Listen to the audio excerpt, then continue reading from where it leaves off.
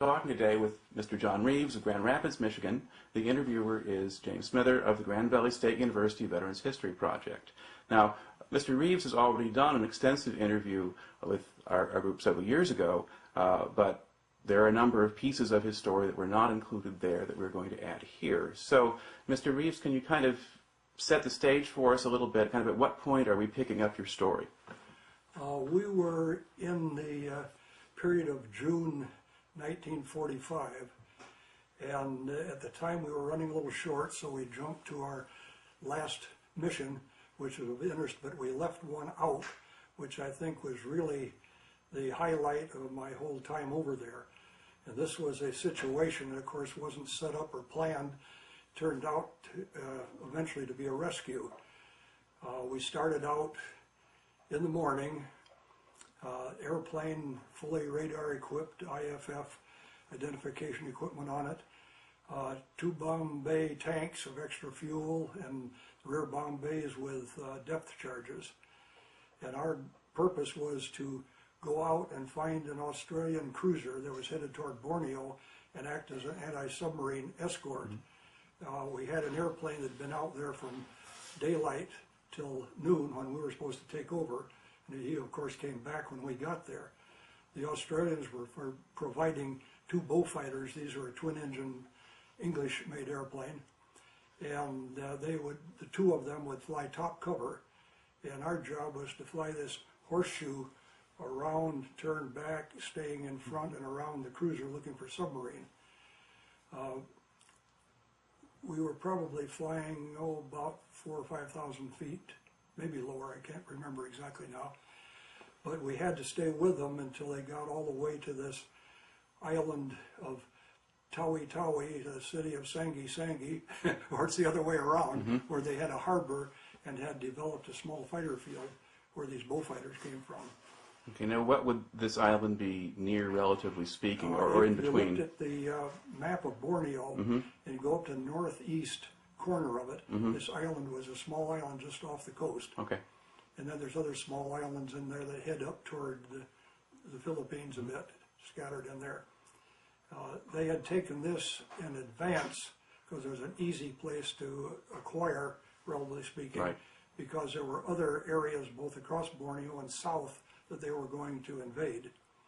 In fact, during this period of time, or the same day, why the Aussies were invading Tarakan, this was a bigger island off the east coast, about halfway down Borneo in the Makassar Straits. And they had action going on there. We had been there several days before. Airplanes were dropping their bombs. They were flying in trail, dropping 1,000-pounders. We were the artillery for them. They didn't have heavy artillery, so the forward air controller would point out a spot with a smoke grenade or something, and we would bomb one at a time there. But this is digressing. We'll go back to our escort.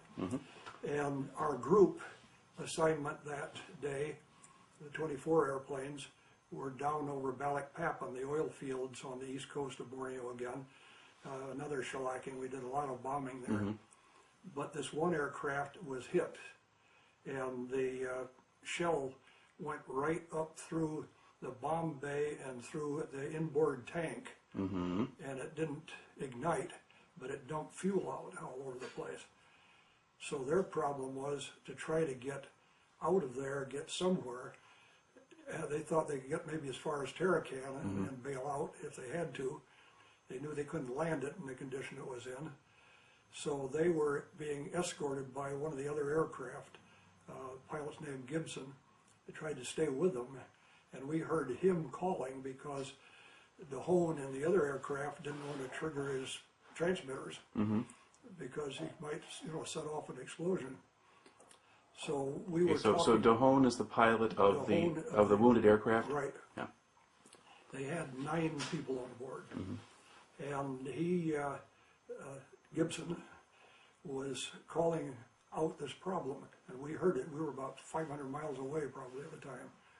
We had a very, very good VHF transmitter receiver on board, apparently, tuned up just right. So we told him, if possible, to stay over the spot where they bailed out as long as he could. We would try to see if we could get released and get down there to relieve him.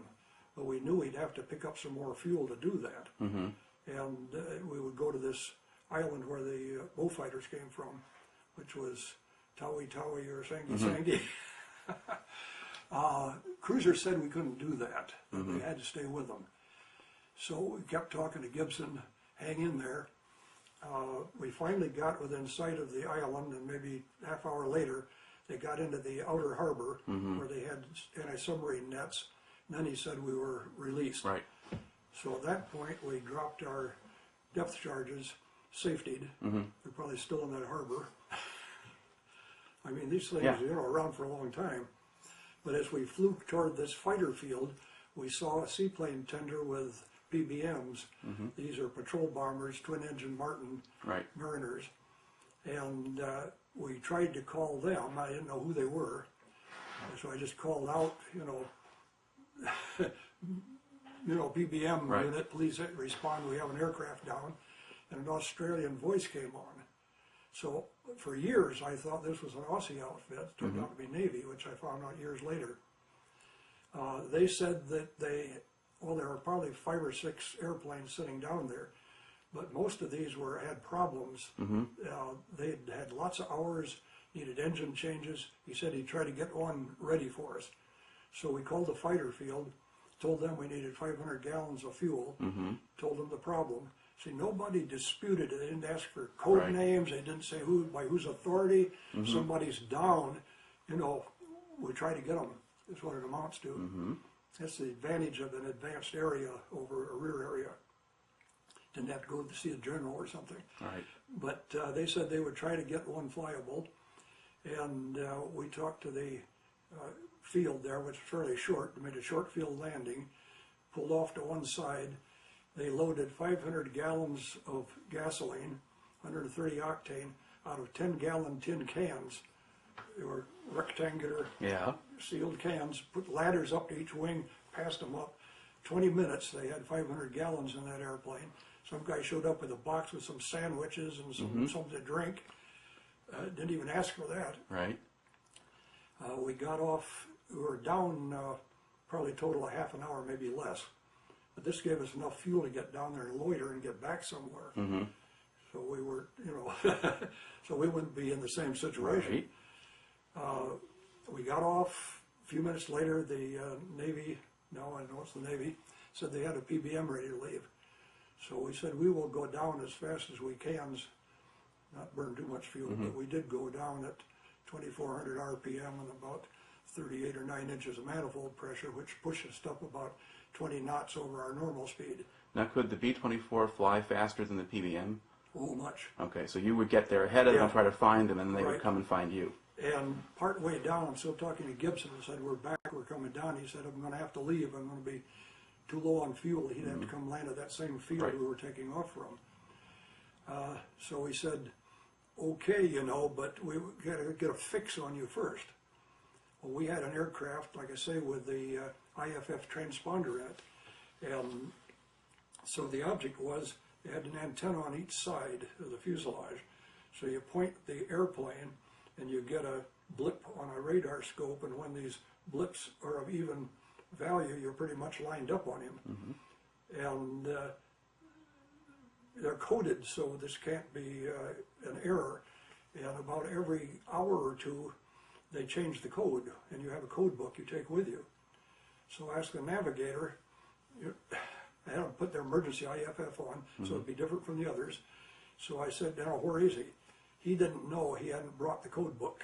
Oh. Part of the navigation briefing, very important. I thought, what do we do now? Gibson says, I'm going to have to leave. Well, the island of Tarakan, this invasion was going on, said, I'm sure they've got a radar set up. I don't know what they're called. The group flying the mission that day knew, but I didn't know, because we didn't need to know. Right. Turned out their name was Boyhood, but I didn't know that, so I said, Tarakan radar, we have an aircraft down, can you take a fix on 2 of us? And so I had Gibson turn his emergency IFF on, he took a fix on him, they could get the range, they could get the azimuth, then I had him turn it off, we put our emergency on, they took a fix on us.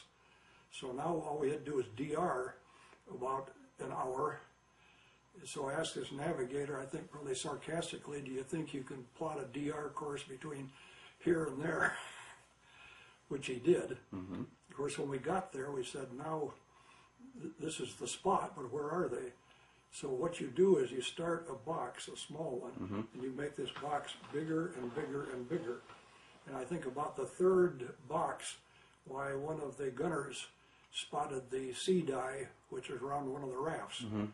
That makes the big area sort of a greenish, Right. yellowish color. So a big whoop went up.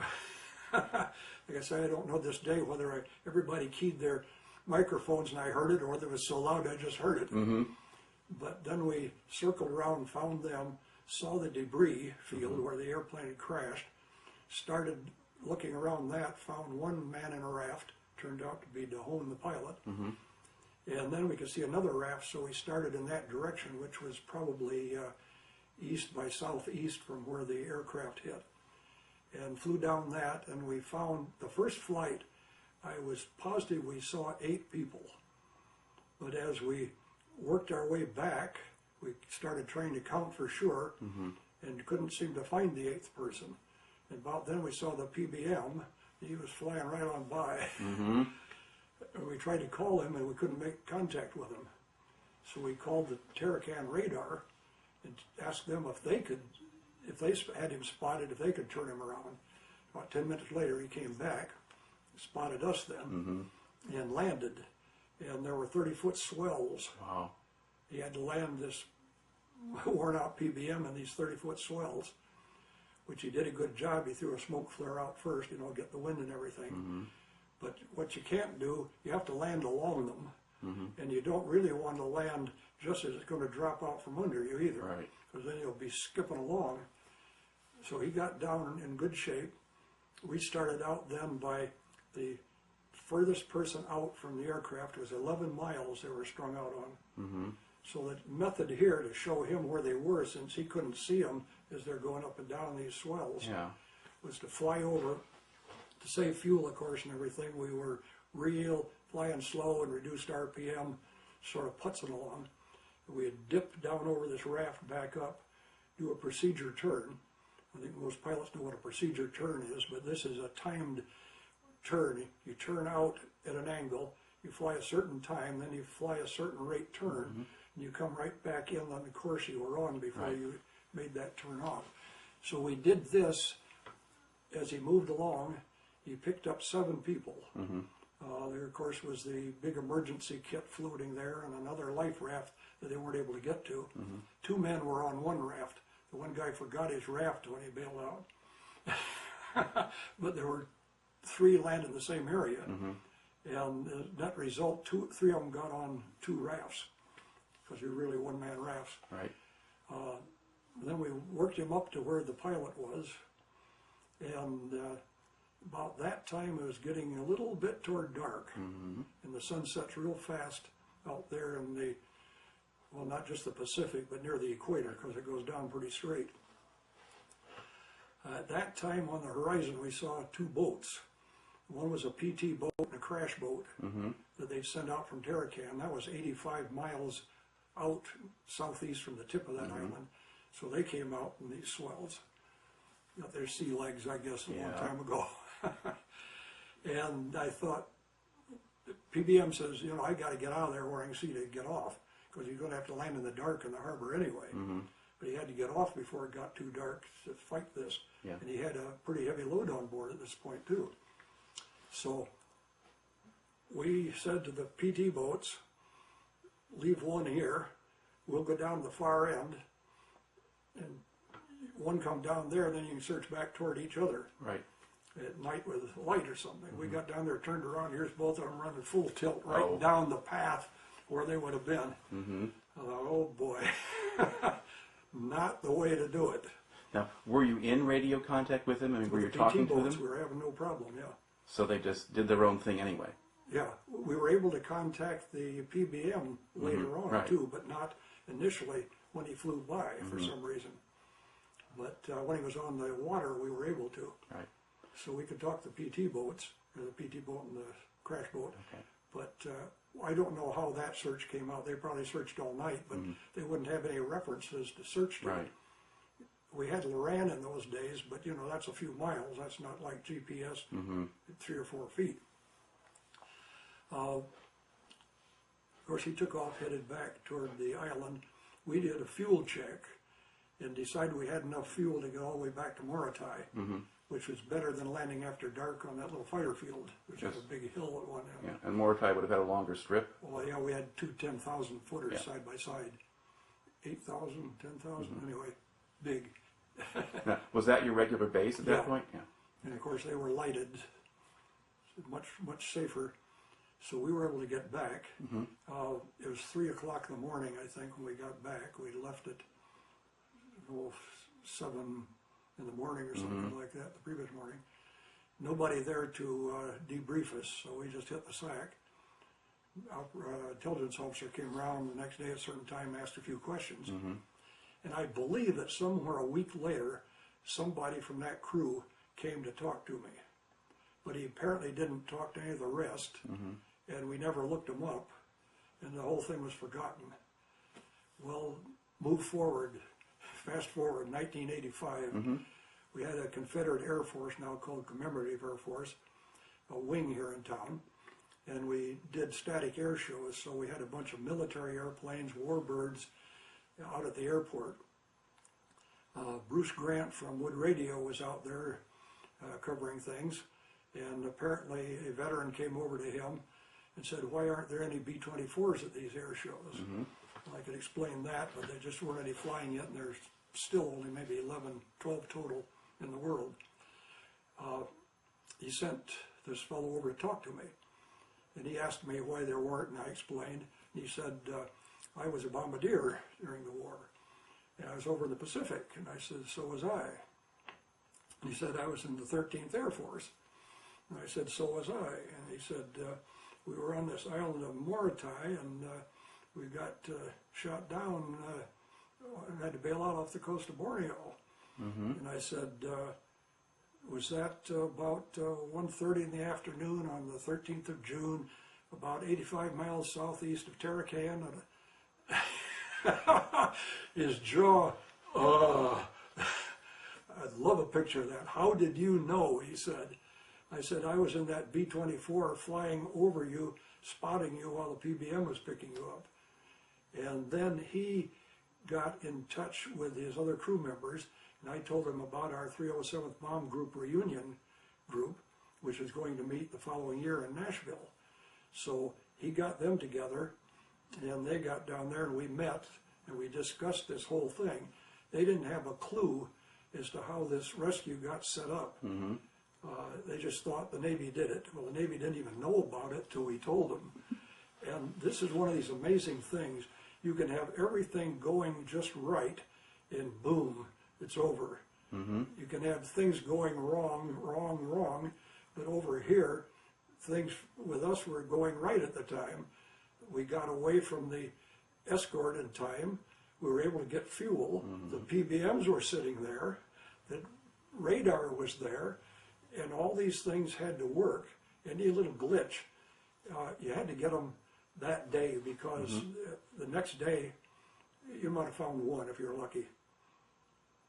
And since that time, why I've had reunions with this crew. There's only one left now. It's the pilot, and we saw him last October. He lives down in Paragould, Arkansas, and we have lots of information on this. Many tapes, files, photos, interviews with each other. It's an experience that these people were like brothers to me, particularly the pilot. I never had a brother, 2 sisters, but to me, he's a brother. Right. I mean, just had this common bond out of it. The bombardier was the one that got everybody together and was always setting up the reunion meetings and things. We'd meet every year after that on the 13th. And CBS got a hold of this through the bombardier's daughter. She thought this was a good enough story and wrote to CBS. And they did a 2-hour interview with us down in Nashville when we went down for a special reunion. and condensed it down to 5 minutes on Friday after that interview on Eye on America. So, you know, very, very interesting that you could, by chance, meet somebody like that 40 years later. And then these guys, they got thinking about it later, and much to my surprise, one day about 2 weeks before our reunion in San Diego in '96, he called and said, I don't want to make you too surprised here, but we have something coming up for you, a DFC. And I go, what do you mean? Well, those guys had gone to first down to San Antonio to the air base there, and our bird, the air base there, and started the procedure. This had to go all the way finally to the War Department, and had to get some approval. And they didn't surprise me, but it was a surprise. I got this DFC, but you know, I only coordinated this thing. Those were the guys who were in the water with the sharks around them. You had these, the PBM pilot that had to take off and land in these severe conditions. You had the radar station, the PT boats, all these people involved in this. I'd love to have gotten a story from everybody on this, put it together, but that's basically the story we missed there. All right. But you yourself have material from the other pilot and permission to use it, right? Right. Yes. So we'll be able to archive that in the collection alongside this, so people can see at least two versions of it. Pictures from him and his crew, Right. Stuff on tape. This business, every so often, we've been reading in the paper this coincidence, or somebody pops up with something years later. Yeah. You say, my, how did this happen? The bombardier initially was up there visiting a friend in town. He said, let's go see that show. Right. The bombardier, seen one, you've seen them all. Well, let's go. So what do I get out of this? I get a lifelong friends and a bonding that is hard to come by otherwise. Okay. I've got a couple of stray questions here for you. One of them, you were in telling your story, you got to the point where the PT boats had come up and sort of not followed directions. Did they ever find those last men, or were they lost? We never heard anything more whatsoever. We did have some of our own PBYs that covered missions come up there and search on the way back, and several B-24s searched the area. But the PT boats, I presume if they'd have found anybody, they would have known and we'd had them back. But so, right. See, the problem was that if somebody went down, if you didn't get them that day, the odds of getting them were pretty slim. And one reason that I said we've got to find these guys, we've got to do something, was that my crew, and I don't know whether I discussed this in the previous one or not, but I lost 2 crew members flying with another crew that had bailed out, and they bailed out on some islands in the Celebes area that were supposed to be safe. It actually had Japanese on them, and even though the pilot was picked up that evening and 5 others, why, he said there were Japanese, but intelligence said there weren't any. So they didn't go back to pick them up until the following evening when the PBY that would be covering the mission came back. And I had asked, give me a B-24 to go cover that area. We'll fly cover all day until the PBY gets there. And the major in the group who was in charge of this really gave me a put down. He was running the show that I wasn't. I mean, net result, we ended up with 5 people that never came back. Okay.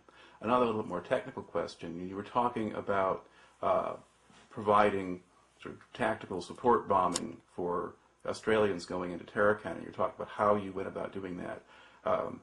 Now, did you have a certain amount of practice with that sort of thing, coordinating with spotters on the ground so you could know where to drop the bombs? That's interesting. There's a lot of training we never did get. You had to pick up on the job. The Navy pilots that flew B-24s on patrol and stuff had a lot better training than we had. They trained us essentially for high altitude bombing. Right. We had practiced some strafing runs, never a skip bombing. And one day we were out there trying to skip bomb a small ship. First time we'd ever done it. And that's where you have to get the bomb to skip along the surface, kind of like a hit stone. the ship, yeah. And of course, what the bomb did was skip right over the ship and follow us. They had, delayed action fuses, fortunately. We went through some treetops, pulling out of that slight shallow dive too, because we'd flown low altitude level, but we'd never come in on a shallow dive or anything. And these aircraft don't immediately follow the path that you'd think they would. Right. They settle. Right. But that worked out because the crew of this small ship had apparently gotten off the ship after our first run and had apparently gotten to shore. And unfortunately for them, that's where the bomb blew up. We were back there a month later, and the ship was still there. It had sunk, but it was on shore. You get some scary times sometimes. You and the co-pilot are pulling as hard as you can. These trees are showing up, and you watch a few limbs pop off. Okay, so you were doing something you really hadn't practiced before. That's right, yeah. Okay, because it's one of the consistent things about the different kinds of aircraft and how they were used. If you took strategic bombers, high-level bombers, and you told the pilot's crew, oh, go provide support or do a different kind of mission, that was an awful lot to ask. And even coordinating with the smaller planes wasn't very easy. So when you mentioned that, so we flew several missions right on the deck, right around the shorelines into the harbor. Now, did you learn how to do that better as you did? Yes, right. First time you live through it, you know what to do the next time. There were always little thrills like that would pop up. This fellow, Pilot DeHone, they got lost on a mission to rendezvous in the weather. It came back some area over Borneo, for example, and suddenly recognized a landmark. Said, hey, there's a Japanese airfield just a few miles south of here. And they were down on the deck, so they head down toward the Japanese airfield. They still got their bombs and everything. They went right down that runway at low altitude, strafing the airplanes, and came back around and dropped their bombs before they ever woke up and started shooting at them. Well, this definitely wasn't briefed. Somebody got almost threatened to court-martial the pilot for not following orders. But somebody else, when they developed the photos and showed what damage they did, see, now he should have gotten a medal out of that. But didn't, almost got in trouble for it. Okay. When you introduced the story here, you said something that sounded a little bit like you were running out of targets or things to drop bombs on by June of 45? By June 45, the fighter opposition has practically disappeared. Although at the end of my story, before a later mission, we do go down to try to get some fighters to come up to hope we can get rid of them. But by this time, it was anti-aircraft fire was the biggest problem. Mostly Balikpapan and Brunei Bay. They had some heavies, and they had radar tracking. You may read that the Japanese did not have radar tracking guns. Don't believe it. They even had mobile guns there, big ones that they could move around. Well, those were the main oil installations, right? Yes. Those were the serious targets. So they The reason behind this was to form a rear guard to save the flank of the invasion forces in the Philippines. Because there were a lot of Japanese ships, some aircraft equipment in the Indonesian islands, along Indochina yet, in Celebes and some in Borneo. So our object was to knock them out and keep them out and don't let them get up there. Even though at one time, right during the late invasion, Japanese fleet did get up in that area and divide and come around Surigao and Santiago Straits. Unfortunately, they ran out of ammo or fuel. But that was about 7 months before this. Yeah. It was Lady Gulf, so it's like October or so of 44. But while they were still working there, I was still trying to keep them out of there and keep them from bringing any fuel up. Okay. And you also mentioned the Australians were using Beaufighters as escorts, and my understanding is the Beaufighter was kind of an adaptation of the Beaufort, so it's an older plane design. Well, the Beaufort was had a bombardier nose. I had a nose for bombing. It had smaller engines, but the Beaufighter had beefed up engines and was much more beefed up structure, and you could do aerobatics in it. So they turned it into a twin engine night fighter Okay. and also as a long-range fighter, you see. But it could fly fast enough and perform well enough to function as a fighter in daylight. He couldn't possibly dogfight one of the Zeros. I mean, they learned what you do to avoid them. Would they One use? high-speed pass, Yeah. dive out of it. Yeah. Well, a lot like what they did with the P-38s, Yeah. for that matter. They take advantage of speed and altitude. They really misused that P-38 to begin with because higher level management didn't understand it. Right. It was a great airplane at altitude and diving and getting in and out of there, but when they'd send them as a escort or something to do low altitude, it was a disaster for them. Right. Okay. All right. So do you figure you've now kind of covered the piece that was missing from your original story here? Pretty much. Once again, the real story here is that somebody was in trouble. By coincidence, we were there, the flying boat was there, the radar was there, the timing, and it worked out. We had other aircraft disappear. In fact, there was probably, I don't know, maybe a total of 12 aircraft from various units and everything, B-24s, lost in going over Balikpapan. Probably only 2 or 3 crews were picked up, 3 maybe brought back. The rest never found at all. We would occasionally go out on a mission, and due to the fact we did not fly formation out or back to save fuel, we'd separate. Now the smart thing was to stay within contact with another airplane. But one mission came back, no airplane, one never came back. We went out, next day, big search, looking, didn't know exactly where he would have gone down. Never a trace, never a clue. So there's certain things that you should do. You know, we had another problem, you know, with a new airplane. Every new airplane was flown with an extra bomb bay tank in it, so you could get some information on its fuel consumption. And I had the best fuel consumption in the squadron, so they gave me the new airplane. And this is another one out to Balikpapan and back. And even at Balikpapan, by looking at the gauges, which were pretty unreliable, they were sight gauges, and you had to level the aircraft just right. Things didn't look too bad, but a couple of hours later, number 4 engine quit. And I'll look at it, and I wake the engineer up, throw my book at him I'm reading, and tell him to check the fuel levels. He says, number 4 is empty. I said, we'll transfer some in, you know, and we'll start it up. The co-pilots, I was flying in the right seat that day, and my co-pilot had the left seat. He was still asleep. The only one awake was the tail gunner and myself at this point. At least I hope he was. So we transfer the fuel. 20 minutes later, it quits again. I said, something's going on here. If you got any other fuel, even it up on the other 3 engines. We're not going to start this one again. But we had to throw all the machine guns, the armor plating, everything else out of that airplane, except the camera. We had a big camera. You don't throw those out because they only had a few of them. It goes down with the airplane. We had to back off throttle settings. We had some pretty good altitude to start with, so slowly lose altitude. Low RPM, manifold pressure as high as you dared for that RPM.